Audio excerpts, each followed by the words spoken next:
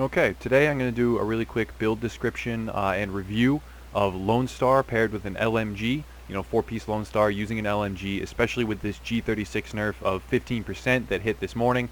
A lot of people are stepping away from the G36 and actually from the assault rifle class in general. What with SMGs not quite being what they used to, and the G36, which was, by far and away king of the assault rifle class, taking that big hit.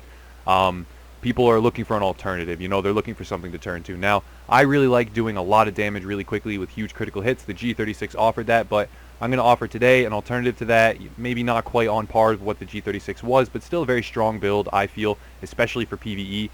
Some unexpectedly high damage in PvP sometimes, but I don't really have footage of that for you, unfortunately. So I'm going to get right into the build. It utilizes four-piece Lone Star. I have the Savage chest piece, and just a Sentry's Call holster. It was just a good piece that I had that augmented the setup.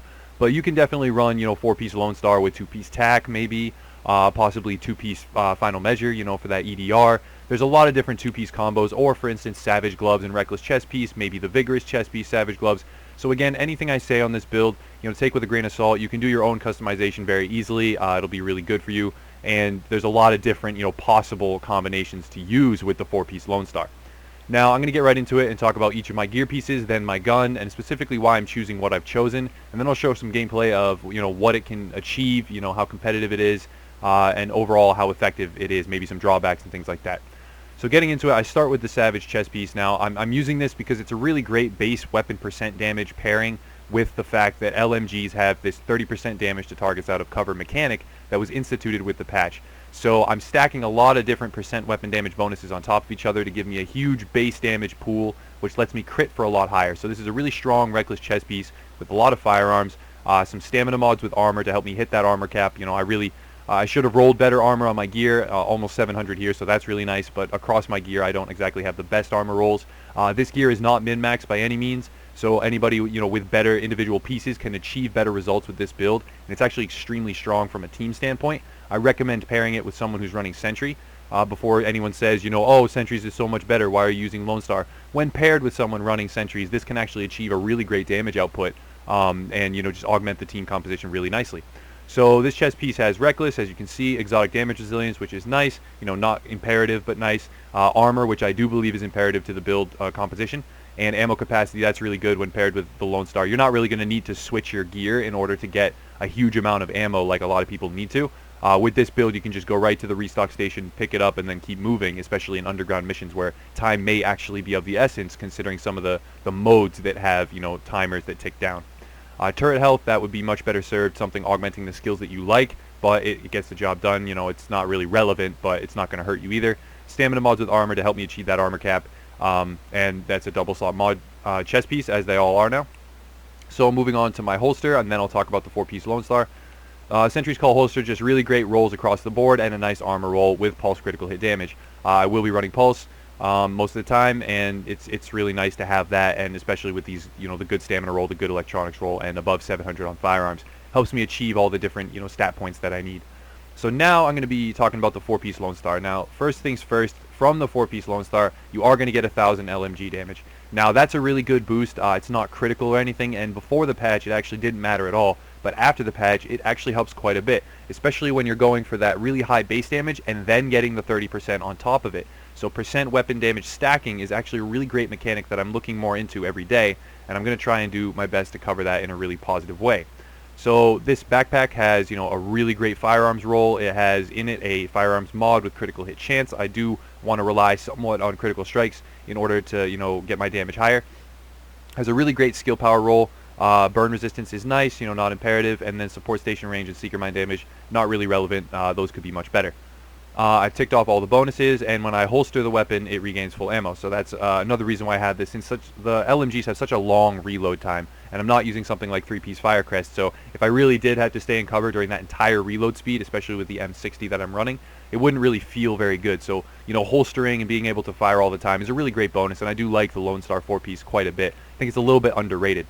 So moving on to my gloves, these are definitely not, maxed out gloves. These could be much better. I would prefer to have LMG damage on there instead of damage to elites. Now, damage to elites is going to offer more damage to NPCs, elite NPCs, than LMG damage is, but LMG damage is actually more useful across a wide variety of circumstances. such as, you know, fighting purple enemies, fighting players.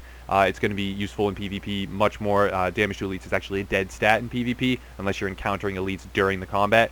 But, you know, these gloves do serve the purpose that they're meant to. You know, decent firearms roll, not that great. They could be 268s. Again, this is kind of put together from gear that's more realistic for some people. I know a lot of people don't have, you know, 18 hours to farm straight and, you know, devote a huge amount of time to this game. A lot of people, you know, maybe put in an hour or two a night, and they're you know, cobbling together these builds that they still need to be functional. So that's what I'm achieving and trying to help others achieve when I do these kinds of builds.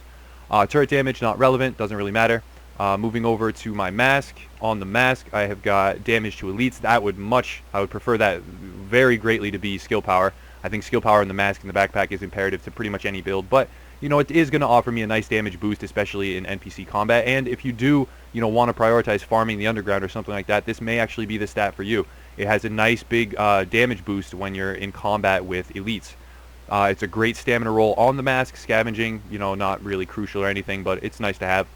Secret Mine explosion radius, not relevant.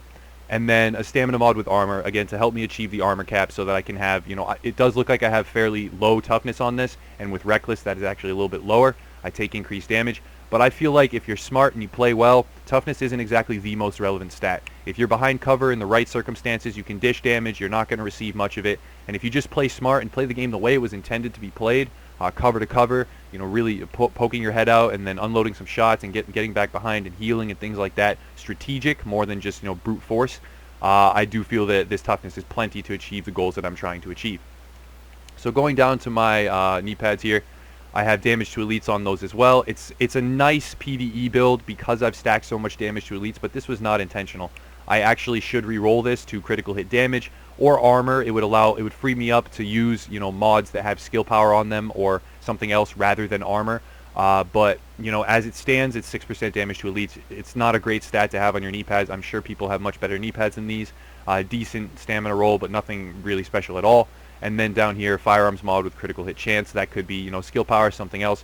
You can use a lot of different mechanics to achieve better results from this build, but conceptually I really wanted to talk about this from an LMG build standpoint, since I finally made one, especially coming off of my LMG video before where people said, you know, you didn't really talk about the M60 enough. There are other LMG types that are just as viable, so I am going to try and show this, you know, a little bit better.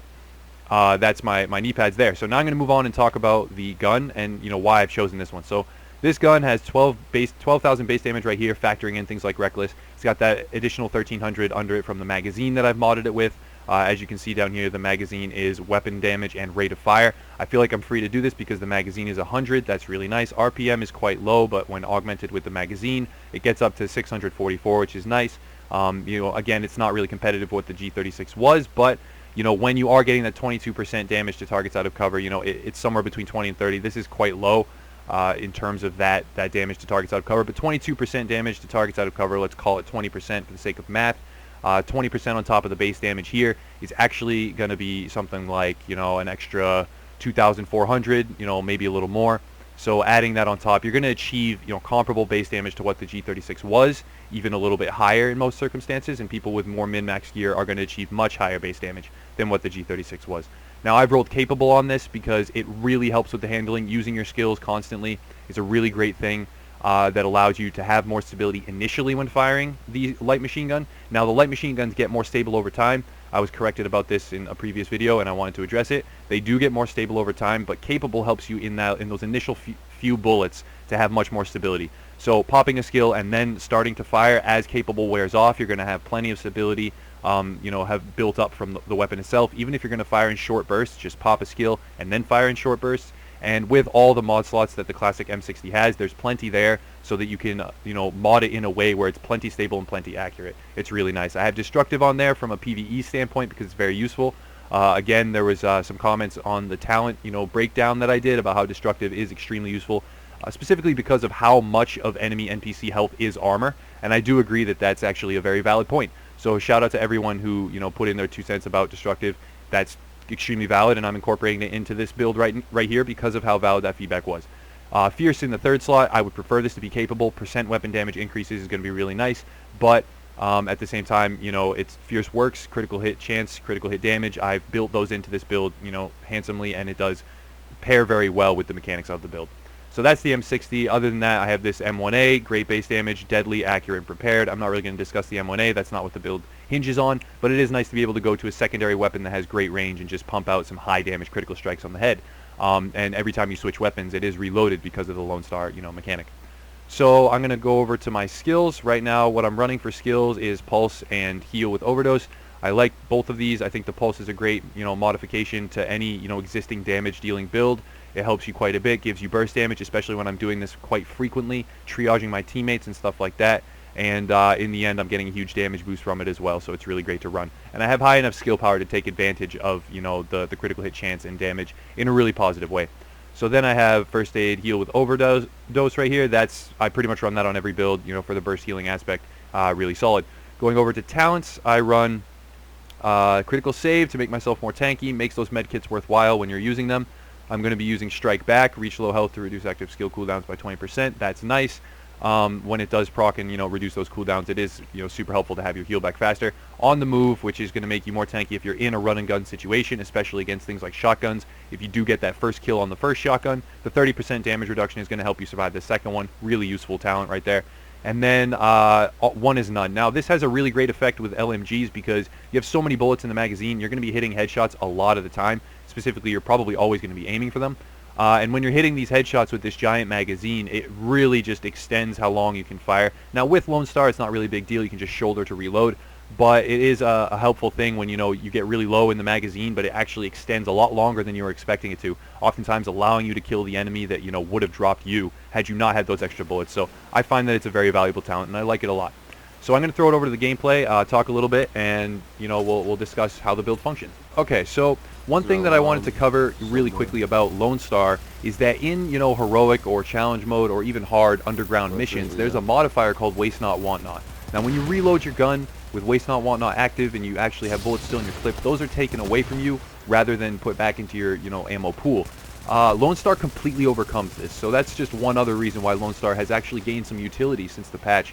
It completely overcomes this in the sense that when you shoulder your gun, you put it on your back, it actually takes the difference of what was in the clip when you put it on your back out of your existing pool. You don't actually reload the gun. There's no reloading mechanic that happens. So Waste Not Want Not is essentially completely bypassed, because if you shoulder your gun, you get full ammo in the gun without subtracting anything extra from your base pool. You just subtract what was missing from the clip from the base pool. So you can go into every single encounter with a full magazine of ammo ready to go on both guns, which is a really nice way to get by that. If you have like an SMG and you're not running 4-piece Lone Star, then you can't actually, if you have one bullet left in your magazine, you can choose to reload. That's not much of a loss, but if you're going in with 10 bullets and you don't want to lose those 10 bullets because ammo's scarce and enemies are bullet sponges, there's no actual way to get full ammo in that magazine without losing bullets. So it's something that if there is a way around that and I'm just not aware of it, please let me know in the comments below. It's been great to have the feedback so far. But now talking about the build a little bit more, that was a little bit of a tangent. It does perform, and it does perform from a very far range. The LMGs have a great optimal range. As you can see, I'm hitting really nice headshots and critical strikes, especially when augmented with pulse. Plenty good optimal range, up in the 235,000 range for headshots. This is just a really great build that performs well, outputting damage over longer periods of time. So in PvE content, it excels.